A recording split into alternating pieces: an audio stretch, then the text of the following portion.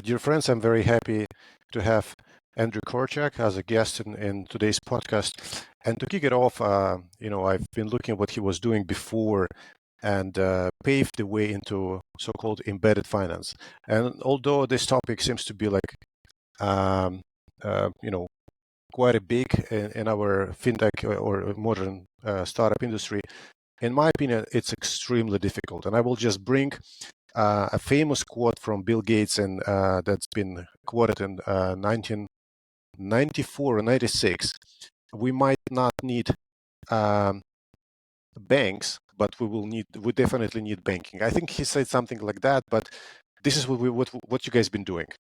And it's very interesting that he quoted this in 1994 and 1996 before the standard for modern API in the REST ecosystem was designed, because it's been done in 2020s and then onwards. And I believe that AWS only introduced first API standards in 2022, so 2002.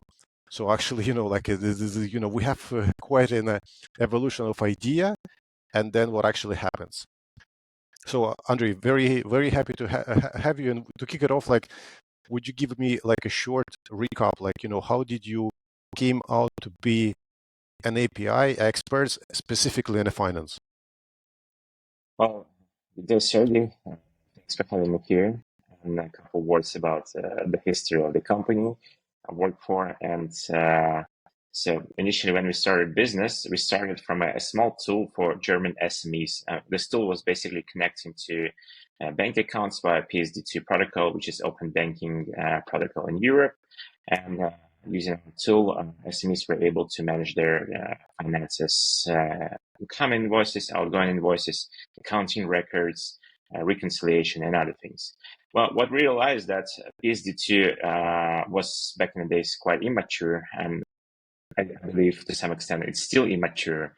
It was really hard to manage your finances via this indirect connections to the banks, because the data was somehow dated in API calls. The balances were incorrect.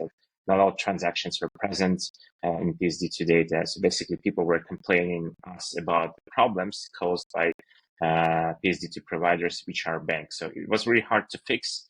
And we came up with the idea that if we cut off completely all the interfaces and we cut off completely all the integrations with the banks, but we keep all the business logic that manages finances, then we're going to end up with API platform that can be integrated into other products, and people will be able to manage their finances on the spot. So if you're selling your goods in a marketplace, then you might end up with the tool that manages all your finances right inside of marketplace application. And that strategy was supported by the fact that many companies are in fact rebuilding the same software, just using different programming languages in tech stack. So there are like tens of versions of invoicing, tens of versions of accounting tools, and people literally spend like tens and hundreds of millions on things that already exist in the market. So we realized that we can just build this API platform that will offer standardized business logic to all market players. So instead of spending like tens of millions euros and dollars on rebuilding stuff that already exists, they can just basically plug in all the business logic into their software products. They can start pumping additional revenue into their revenue streams without causing much problems to the tech team. So that's the story behind the company I've built in the past. And Andrew, like, although you're talking about that with such a fluency and simplicity, and also just to mention that in the business world, we every time we're sitting in the meetings and talk to different business stakeholders, they believe that API is such a simple thing. It's basically like a cable and the cord that you could just plug, and then magic happens. But in reality, it's quite complex. Like you just mentioned, there are different standards, there are different schemas, different databases, different languages, and sometimes it pisses me off in the business meeting. They say, you do estimation for some feature, and you you hear a quote, "Oh, come on, just use an API, just connect it, and that's it." Like, what? How complex could it be? It's 1 hour of work for you. But for the whole audience who is not really technical. So what is actually API? And correct me if I'm wrong. It's ability for server talk to other server, or like server side application to talk to other server side application. And this architecture of API, as we like in modern terms, REST, was invented in 2020 first as a PhD project, and then evolved and took on the internet. But again, I will just emphasize that it's not a simple thing. And my question, Andrew, how do you actually start, like, ideation, or like there are these open banking standards, but as you mentioned, there are, everyone operates with their schema, and you know it's a jungle of data. How to simplify that? How do you even, like, think, how would you come up with this idea? Because to many it's like crazy, like, combine all these salads and create at the end something that really works. That's a pretty sophisticated question. It's going to be hard to answer. Well, first of all, APIs is not allowing to servers to talk to each other. Basically, a way for two programs to communicate, or two or more programs. In fact, when your browser is talking to operational system that is running on a computer, your browser also using internal APIs available inside of your computer. So basically, APIs are everywhere. It's a way for programs to change data, trigger some scenarios, and ask other programs to do something and return results. Well, basically, this concept exists already for like decades on the market. It just wasn't visible before. The evolution of internet just make APIs visible to wider audience. If people now understand that if you want to make two systems to connect and to talk to each other, they need to have APIs. Well, there are definitely tons of standards and tons of approaches, and it's basically a wild zoo of technology, of ideas, and of communication standards. It's something that is very hard to solve, and it should be solved on organizational level. What should be international standards, should be technical standards enforced by ISO or other institutions that are accountable for international standards. And even if you have standards that are already well defined, the devil is in the details. So, for instance, PSD2 is extremely well defined standard, but there are some, let's say, gray areas where definitions are not detailed enough. And banks who provide PSD2 API interfaces, they have a bit of liberty to interpret the instructions in the standards in a bit different way. So that's how we ended up with completely different systems, because one bank thinks that after giving access to financial data, they're gonna maintain your access tokens active for 20 days. Some banks think they can do this for 180 days. Some banks are good to provide you access for 360 days. And already this simple detail creates different interpretations, which cause problems for developers. Well, not to mention more complex things like headers used in API responses, or different data formats. There are like European and American data format standards. So all that causes problems.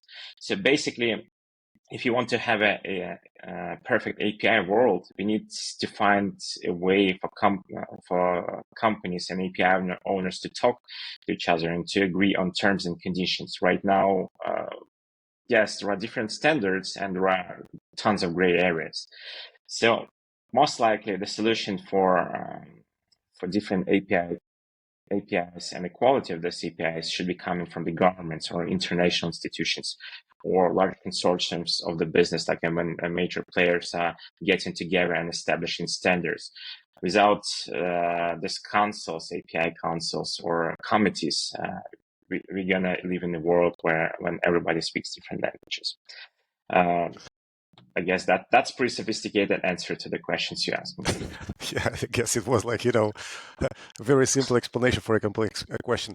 But, also to bring some simplicity in education for everyone, because not everyone is like aware what is PSD2 and how the whole thing works. But let's just simulate this kind of environment where you are a bank and I am a startup, and I would love to build a simple scoring system for my users. So my users would come to my app or a service, and then they would enter name, and then they would enter bank details, and they would give me permission to access their home bank, and then send the query, or basically request transactional data or bank account data. I could see for the last 3 months that I was paying my bills on time, so that I able to do some kind of like scoring for my user.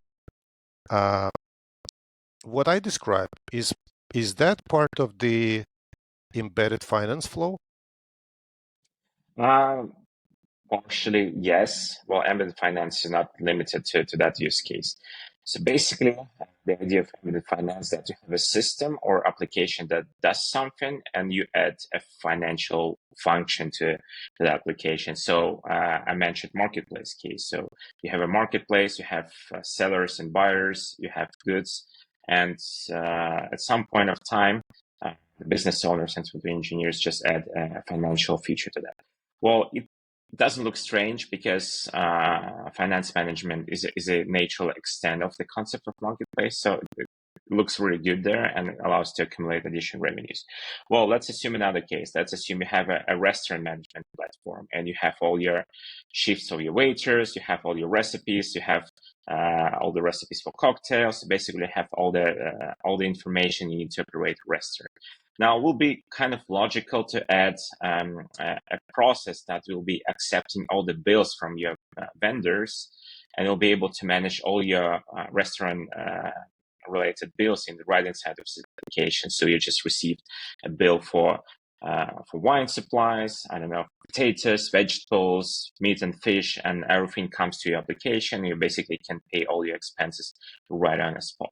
Also, there is another possible case, since this platform has access to all restaurant data in your business, probably you can get some loans or factoring right on the spot, because the system might realize that you might have a cash gap in this month, and you might need to get some extra money in to avoid some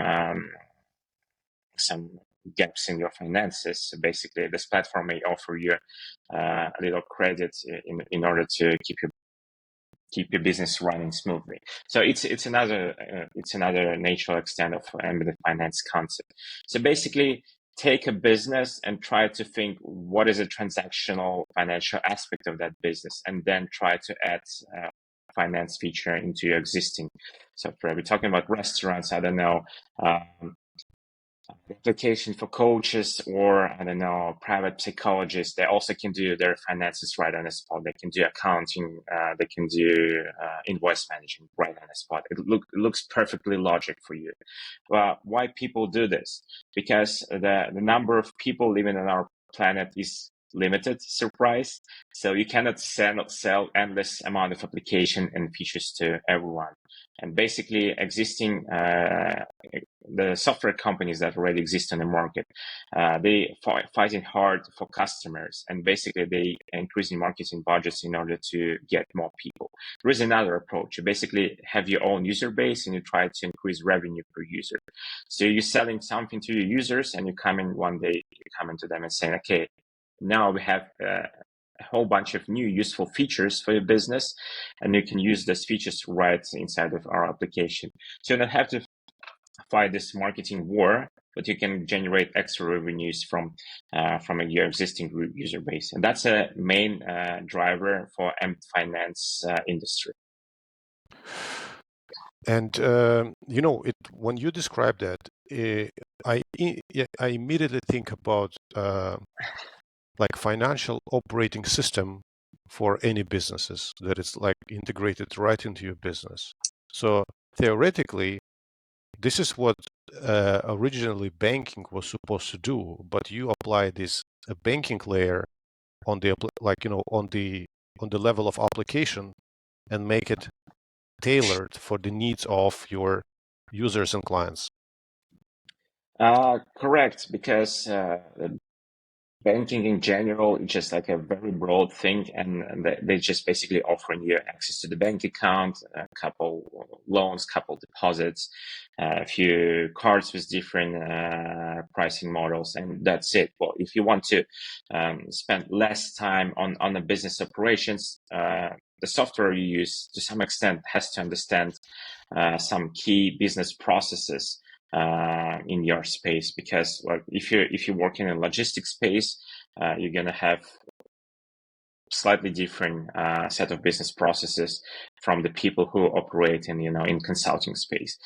And because of that, the software systems that are designed and tailored for some specific industries, they're more successful because they know exactly what you need to achieve while you operate in your finances, and they know how to take shortcuts and save your time. So generic banking is like a too generic. Yes, it allows you to do things, but it offers you very little of automation and understanding of your business flows.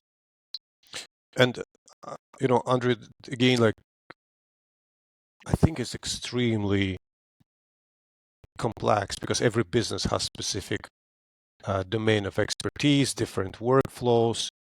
So to build like this system that could fit to one to many is extremely hard. It looks like, every time you need to adjust and adjust and adjust. And as we know in IT, every time you need to adjust the system, it's extremely expensive. So how do you make that scalable? Or is it could this be even scalable looking forward? Beautiful question, and we spent kind of a while trying to solve that problem. Now, first of all, let's take a look on financial documents and financial management.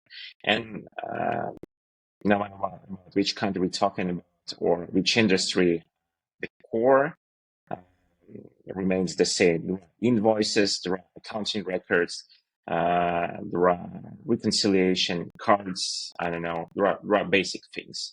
Now, the devil is in the details, and there are there are some tiny aspects on how do you supposed to manage your invoices, or how do you supposed to handle your documents, and we realize that those things are tiny enough to be extracted from the main core of the system and be programmable. So we ended up with universal engine that operates this core entities in financial management, like invoices and transactions or cards or accounting records. And we added up additional layer on top of this that allows our customers to customize business logic via JSON files. So basically, you can write your business rules and on other instructions in JSON files, upload it to the system, and we're going to be executing your configurations on top of API platform. It's slightly better than doing customization per industry or per customer, because that kills the scalability of the business. If you operate in a product in 10 different industries, most likely you will end up with 10 different technical teams doing customization per industry or per country. So we extracted that part completely out of the system, and we let our customers to customize the business rules. Well, of course, we have set of default rules and templates. So if you don't want to make any customization, you can just plug our system in, and you most likely will be good to go, because the quality of default templates is pretty good, and can do pretty good calculations of VAT rates or other things. But like, if you really need to tailor our product to your needs, you always can do this. So probably that's a rule of thumb for infrastructure companies who working not only in the finance space, but for all businesses who want to plug their APIs into existing products. Well, just don't forget to add this extra customization level between your platform and your customer, and that's going to ensure the scalability of your business. And Andrew, like, if I'm a business owner, like imagine, like I just want to walk the shoe of a potential business stakeholder who wants to embed or wants to do something what you described. like what are the things they need to keep in mind before they even start talking to you? Like, how do you make data simple or accessible? You've mentioned JSON, so it's basically for everyone. It's JavaScript object notation, which is a common standard right now in API data exchange, because you're making HTTP call, and then in the call, in the header of the call you embed the whole message, and the message actually means, like, either a message to your server, or you exchange data. So basically the whole structure of data. I think even images could be sent via the HTML call. But it's all started with XML, and based on Java architecture back then, it was completely, like, it was super difficult. Not everybody could comprehend and work with that data.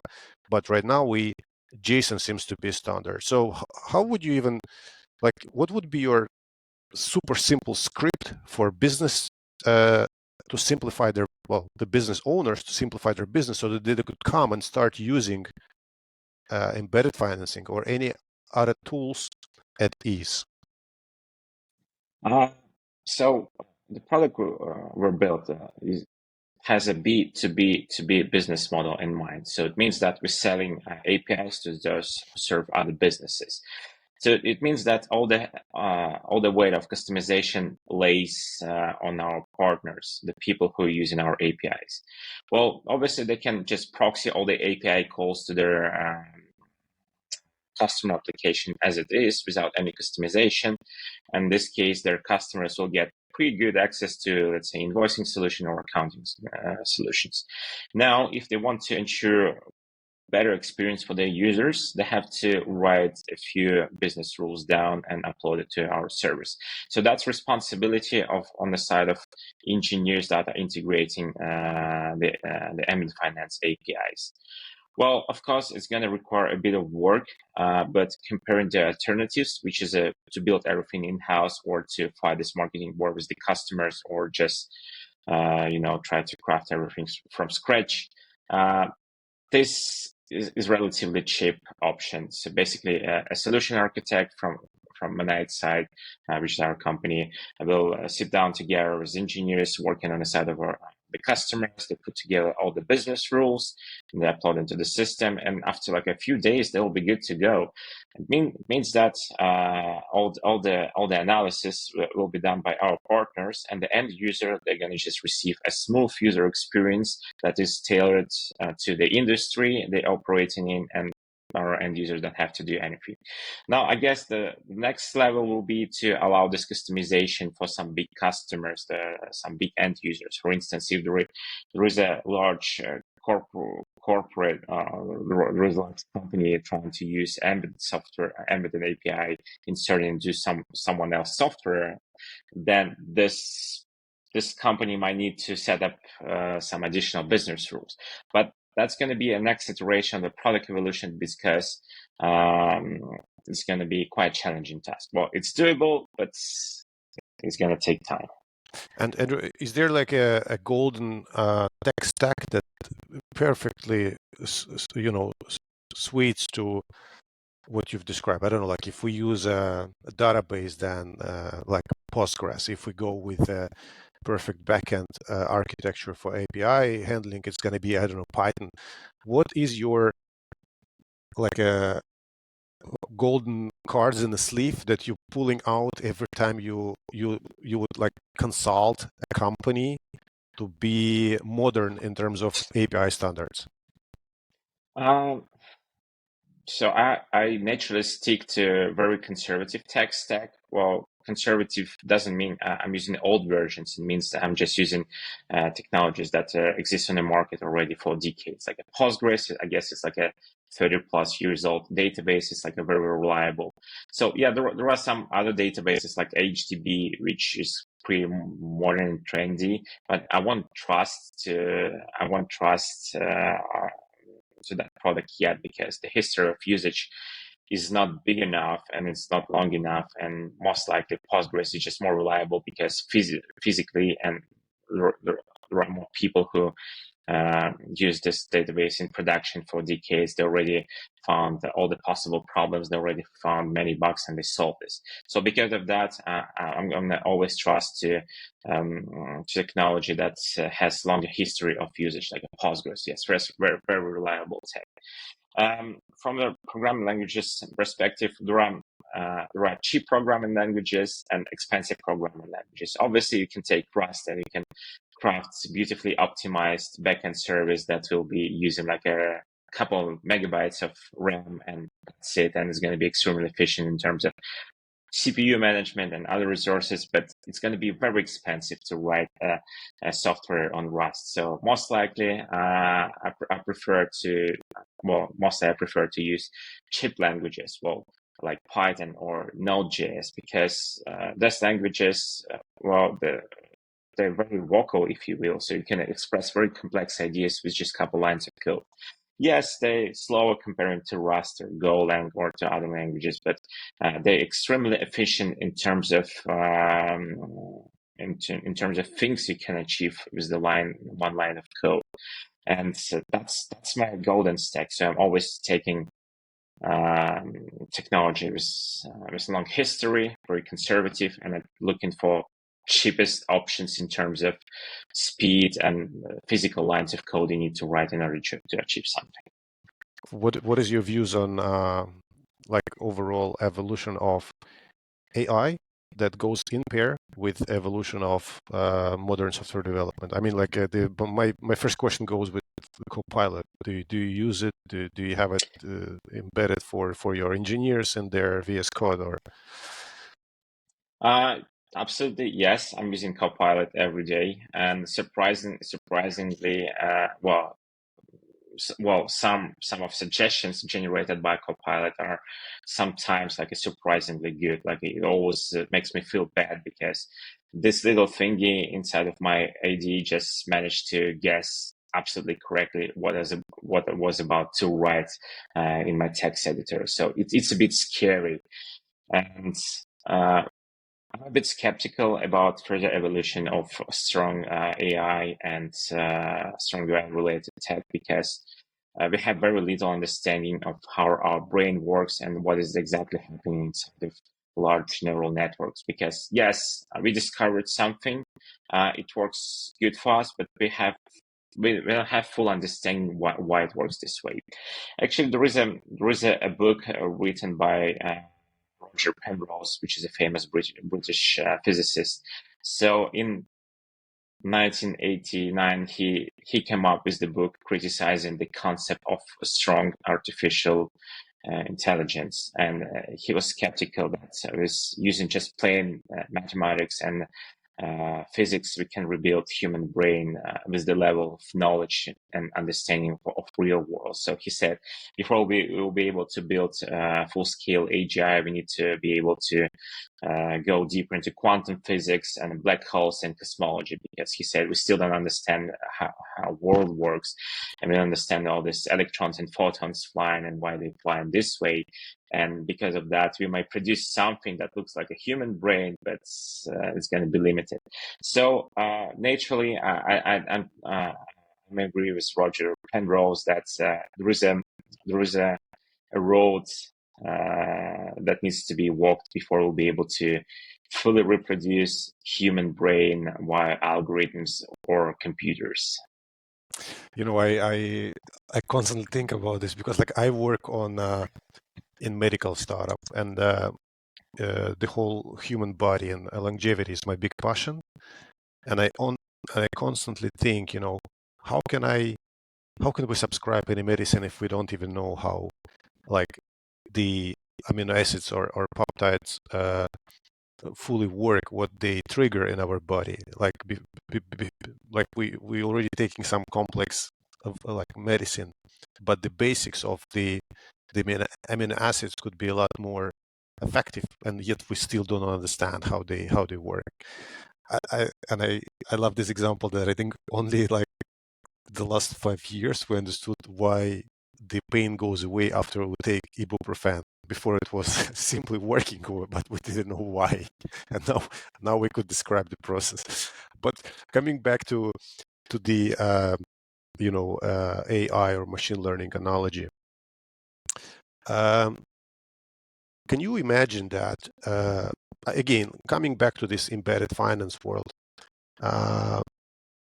the business owner, he would just look at his database, copy paste sample of his database, throw it into ChatGPT in the future, and say, okay, generate a schema. Like you already see the example of my database, generate a schema, and write me an API how the application could work with this schema and update whatever account details or read account details and then pass it to other providers. Like just a very simple example. And then in the next step, explain me how to host it and deploy it. And then there's going to be already embedded services that will take that part. So theoretically, it could just work. I mean, like that sounds like a magic right now, but I could totally see that if you embed these steps and then provide endpoints for each step, it could work as a holistic application. How far are Well, we from this scenario? Well, in theory, yes. There are a few things that have to keep in mind. Now, first of all, we need, humanity needs to come up with sort of standards, right? Because ChatGPT can follow standards, but ChatGPT cannot make own standards. Well, because ChatGPT is to some extent this probabilistic model, every time you ask same question to ChatGPT, you might end up with different answers. So if you just give a data to ChatGPT and ask to, extract data structures out of your data, you might end up with different structures. So that's why you need standards, and standards are still produced by humans, and humans need to sit down and talk on the purposes and use cases and other things. So ChatGPT and other large language linguistic models and AI systems, they following still standards that are produced by humans, and this part is not replaceable yet. So we have to be prepared to strategic shift that people will be accountable for important decisions on infrastructure on a strategy level. And after, machines will be able to deliver implementation for this decisions and strategies and standards. I would say probably it will be less jobs for people who physically write code, because some aspects of code writing will be automated quite shortly, but there will be more jobs for decision makers, thinkers, strategists, and people who can design complex flows and scenarios and use cases. So basically, maybe in next 5 years, AI systems will be able to write decent code, but they won't be able to make decisions for us. They know what to do, but for now, they don't know why it needs to be done and why it needs to be done this way. So definitely, yeah, it's gonna. What and why? Like we need to constantly ask ourselves a question while what could be solved, but why it's going to be totally our domain. And then staying with that, I'm just like curious if we need to keep it up in the next 5 years, so technology, outpace our ability to answer what, but why still belongs to our domain because it reserves creativity. How do we need to grow as a tech leaders, Andrea, to keep up with technology? Like how do you actually grow? There is no way to be a technical leader if you just get an expertise in pure tech area. So we have to be, to some extent, we have to become psychologists, or we have to become managers or strategic thinkers. Probably I have to play more chess and grow our ability to foresee future and foresee steps and events that may occur in the market. So basically, we have to be a sort of like a Leonardo da Vinci, people who are experts in many areas, and they can solve cross discipline problems. It's something that machines cannot do right now, and they cannot right strategy for the business or for industry for next 10 years. That's what tech leaders should be able to do. Well, and the focus on human relationships is very important because you have to be able to manage other people who will be working on a strategy and on important questions together with us. We have to be able to facilitate a discussion, solve conflicts, motivate people. And these skills are becoming more essential for not only for tech leaders, but for leaders in general.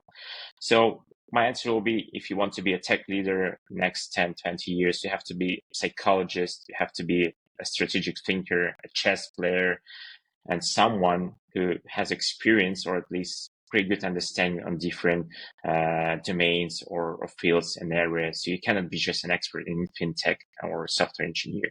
You have to be able to go in different areas like quantum computing, I don't know, biology, logistics, chemistry, I don't know, 3D printing. You have to have some understanding of those things. And because of this knowledge in different domains, people will be able to solve complex problems. While I play chess on a regular basis, I have very little understanding about quantum computing. And every time I read about quantum computing, sometimes it's hard for me to understand the abstract layer of the concepts. So because historically computing was built based on the binary outcomes. So you have 0 and 1, and the quantum computing express something in between, which is very hard for us for me at least, to grasp, because we learn with this educational patterns where you have computing means calculation or yes or no. So this is like but also I love what you mentioned. And I 3 years ago, when my older daughter was asking me, like, Dad, like, what do you think is gonna be a job, tailored for the future with definition of success? I was telling her, I don't know, like maybe, because she loves computing and design, and I was like, maybe it would be designing computer games. But right now, it's very hard for me to say. I say, like, the best thing you could do is build natural curiosity about everything.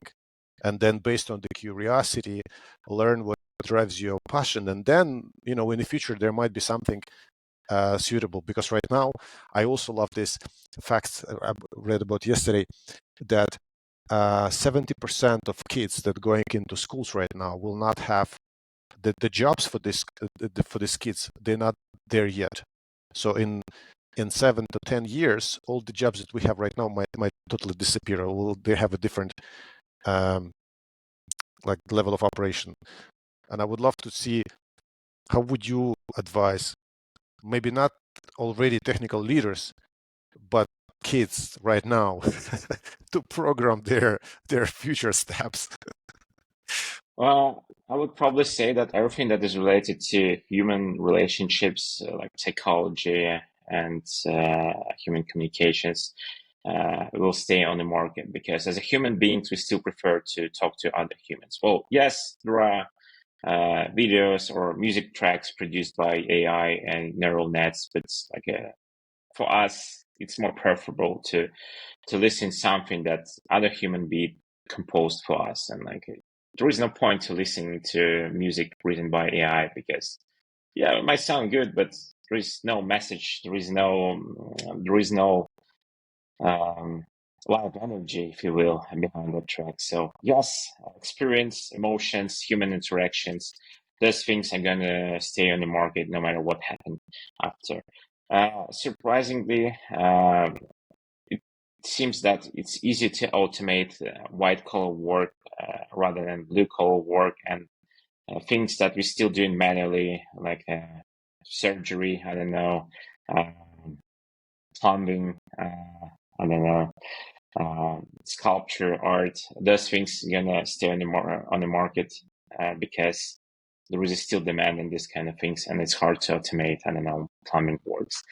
So maybe plumbers or dentists will be making a fortune in the next 10, 15 years, because right now it's easy to automate the job of copywriters and designers rather than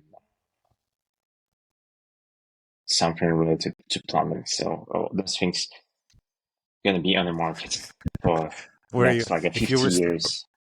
if you would wake up, if we would wake up tomorrow in the world with no IT, no like electricity, what would be your second choice of profession? The Uh, plumber already exists. No well, electricity, but plumbing there. so I play bass, so I guess I'm just gonna join local jazz band. I'll be playing like some sophisticated music in local bars, and I'll be making maybe very little money, but other people won't be making any money at all. So I guess I'm just gonna be playing music, or maybe doing a bit of psychology, like I don't know, consulting families, couples about relationships, because that's what I was naturally was doing in the previous company. There were conflicts between, I don't know, different software engineers, or questions, or intense discussions. So probably I spend like 50% of my time on, sort of psychological conversations with other team members, and I found that it's indeed pretty interesting exercise, and I'll probably that will be my second choice. So To connecting to the with that topic, as a technical leader or CTO, um, I would say like the single most important mission is enable your engineering team to deliver on a mission, your mission and their mission, and hopefully the missions, these missions are aligned.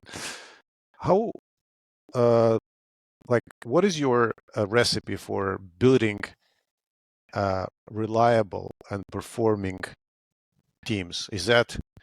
Does it need to be involve like office environment, fully remote, hybrid? Like how do you build your teams? I would probably say that everything starts with engineering culture, and so engineering culture in NASA will be very different from engineering culture in Google or in early stage startup, because you can set up rules and you can say, okay, we need to move faster, so errors and mistakes are acceptable, just fix them quickly. But if you're building autopilot systems, or you're creating software for satellites, you cannot afford to make mistakes. So you're going to have slightly different engineering culture, and precision and accuracy will be key priorities in these companies. So first of all, you need to define engineering culture, and you need to define those rules. And after rules are defined, you have to identify and hire right people to play according to your rules. My approach here is that I'm hiring for character and personality, and not for hard skills. Because if someone is really passionate about software engineer, and someone is a really good team player, those things cannot be teach to others. So if you're a good software engineer, but you're just general asshole and don't want to work in a team, that's not fixable. But if you're a good person, has passion to things you're doing, but you don't know some frameworks or programming languages, well, you can acquire that knowledge. So look for personality, look for character, look for things you cannot change. Now, after identifying right people with right mindset for engineering culture, onboard them and make them autonomous. Establish the process that enables them to make decisions, and be a good team player. And that's it. That's my recipe for success. Great culture defined from the day one, right people for that culture, and autonomy. There is one challenge I have, and I've been always having. I fully agree with your recipe. There is one thing that I constantly struggle is you bring people with passion, the genuine team players, and while some hard skills might be missing, while you're already in the battlefield, it's very hard to pick up some skills because you don't have time. You don't have time to invest in your people to, I don't know, pay for their courses, because as a startup, you normally don't have the resources for this. And you jump from sprint to sprint, or like it depends on your working style. I feel that I would ultimately fail my engineers if I would hire them with expectation that they will pick up on a hard skill while I'm not enabled this environment for them. And just would love to learn if you had this situation, and then how would you manage that? Sure. So, while in general, we're mostly hiring for personality and things we cannot teach people, like passion. Sometimes we also need to be like very picky, and we have to find people on the market with outstanding hard skills and outstanding soft skills. Well, it's not easy, because if you're just getting focused on hard skills or soft skills, well, the number of candidates you can get from the market will be slightly higher. But meanwhile, if you really want to move forward, you also need this outstanding players, perfect from all perspectives.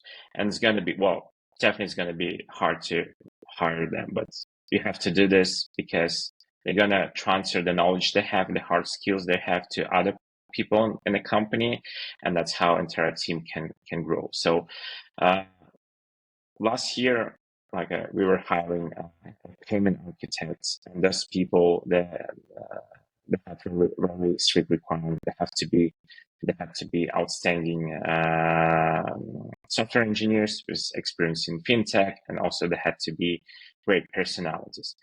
So we interviewed like a 300 or 400 people in order to hire just one. And yes, that's the answer. It's not easy, but in order to make your team grow, you need to this AAA players hired and inserted into the team, and they're going to revolutionize everything you're doing.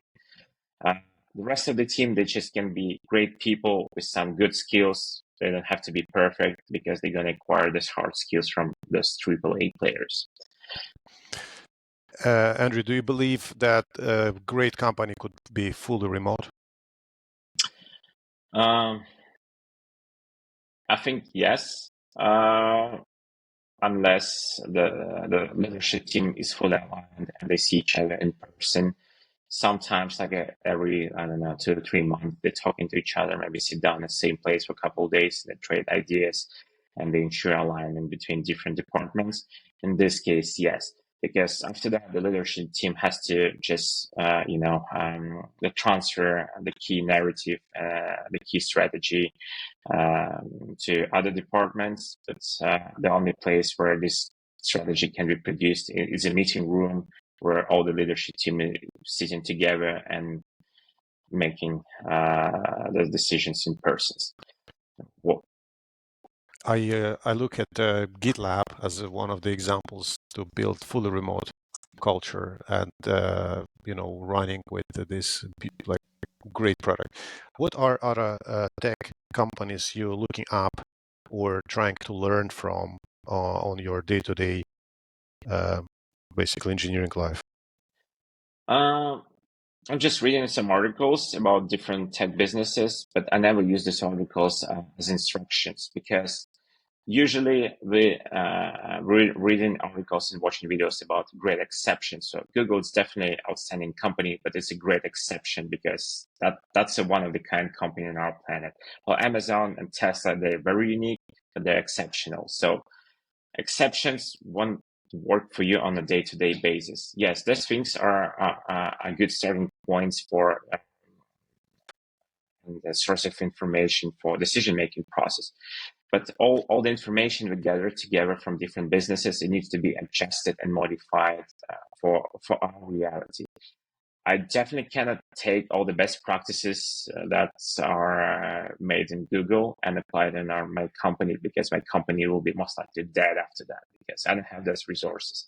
I don't have those people. I don't have that tech stack. But what I can do, I can gather information, use this information as a source of inspiration for my tech strategy, and I can come up with something that works for my specific case. And most likely, the things I can come up with, they're going to fail, and I need to realize that something doesn't work. So I need to get back to the field, and I need to adjust my strategy.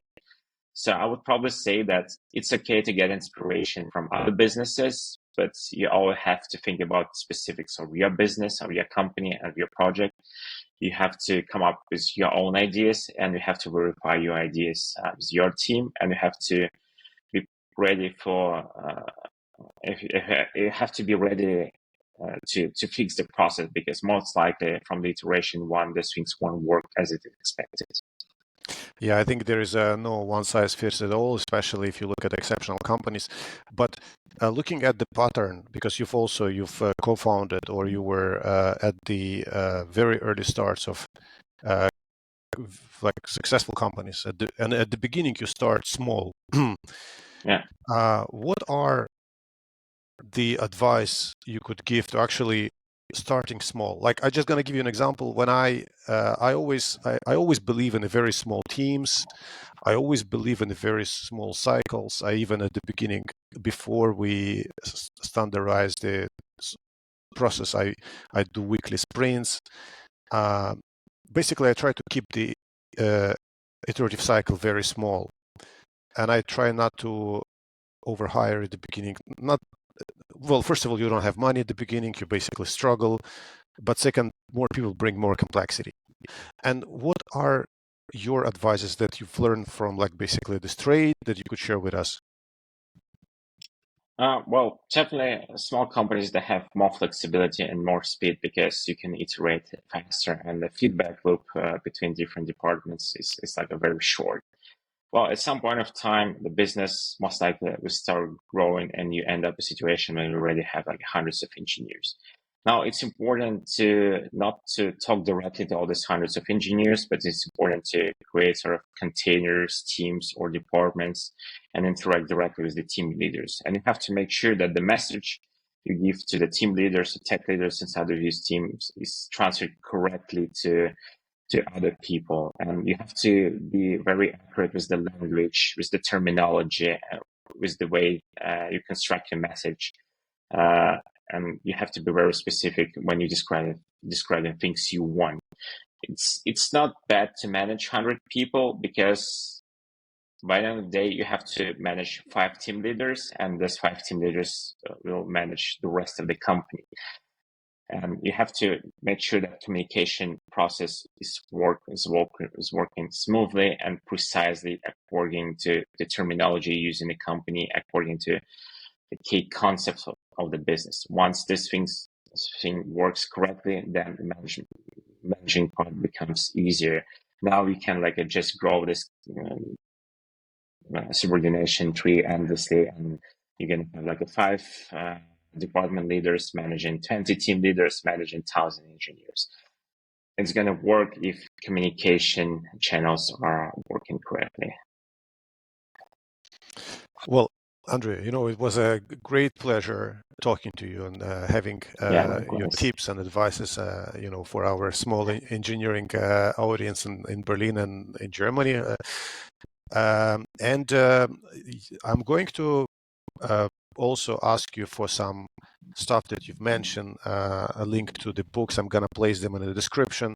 If you have any bass jam guitar snippets that you would like to share with us, also feel free to have a look. Everything that Andrey will share with me, I'm going to pass in the description down below. And and then looking forward to meet you in Berlin, and hopefully discuss many other interesting topics. Well, thanks, Sergey. That was a good conversation. Thanks for that. All right. Ciao, ciao.